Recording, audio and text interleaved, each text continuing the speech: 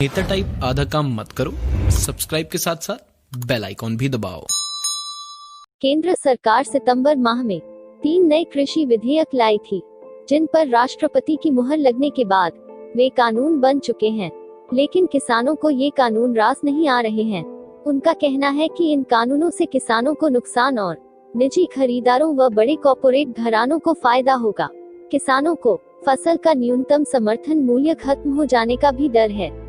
विभिन्न राज्यों के कई किसान और किसान संगठन लगातार तीनों कृषि कानूनों को विरोध कर रहे हैं, खासकर पंजाब हरियाणा के किसान।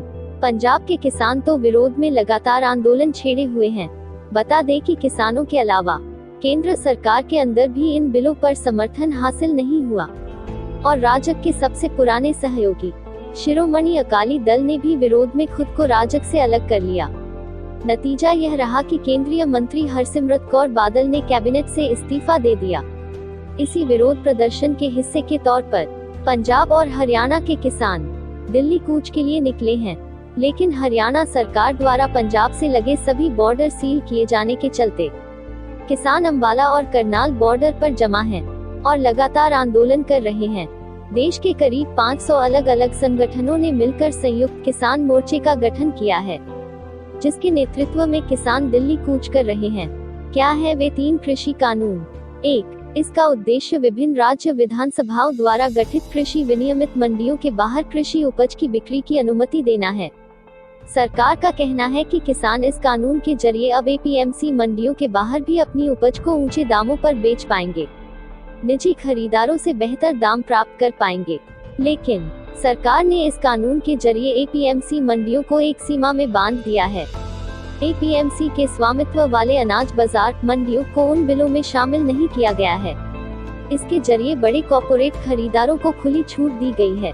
बिना किसी पंजीकरण और बिना किसी कानून के दायरे में आए हुए वे किसानों की उपज खरीद बेच सकते हैं। 2.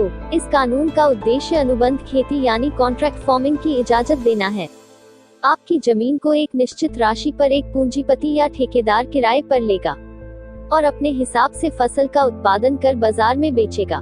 किसान इस कानून का पुरजोर विरोध कर रहे हैं। उनका कहना है कि फसल की कीमत तय करने व विवाद की स्थिति का बड़ी कंपनियां लाभ उठाने का प्रयास करेगी और छोटे किसानों के साथ समझौता नहीं करेगी। 3. आवश्यक वस्तु विधेयक। यह कानून अनाज, दालों, आलू, प्याज और खाद्य तिलहन जैसे खाद्य पदार्थों के उत्पादन, आपूर्ति, वितरण को विनियमित करता है। यानी इस तरह के खाद्य पदार्थ आवश्यक वस्तु की सूची से बाहर करने का प्रावधान है। इसके बाद युद्ध व प्राकृतिक आपदा जैसी आपात स्थितियों को छोड़कर भंडारण की कोई सीमा नहीं रह जाएगी। किसानों का कहना है कि यह न सिर्फ उनके लिए बल्कि आम जन के लिए भी खतरनाक है। इसके चलते कृषि उपज जुटाने की कोई सीमा नहीं होगी। उपज जमा करने के लिए निजी निवेश को छूट होगी और सरकार को पता नहीं चलेगा कि किसके पास कितना स्टॉक है और कहां है।